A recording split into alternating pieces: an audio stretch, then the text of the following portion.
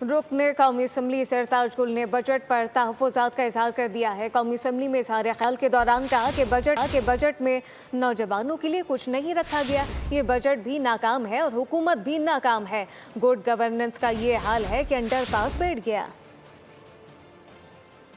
Budget में नौजवानों को बिल्कुल इग्नोर कर दिया गया है सर, खवातीन को बिल्कुल इग्नोर कर दिया गया है सर। एक साउथ पंजाब का सराय की वसेब सर, उसके लिए पूरे बजट के अंदर सर कोई नया पैकेज, कोई नया मंसूबा नहीं।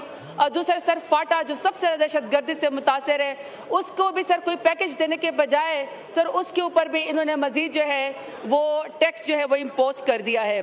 सर बजट भी नाकाम, हुकूमत भी नाकाम, गवर्नेंस भी नाकाम। और अगर सर फाइनल गवर्नेंस देखनी है तो सर प्लीज़ आप जाइए, यहाँ CDA का जिन्होंने नए अंडरपास बनाए सर वो कल बैठ गया है सर। कल उधर भी पानी का वही हाल था जो उन्होंने लाहौर का कर दिया। ये इनके गुड गवर्नेंस है। सब्सक्राइब करें और बेल दबाएं ताकि कोई खबर रह न जाए।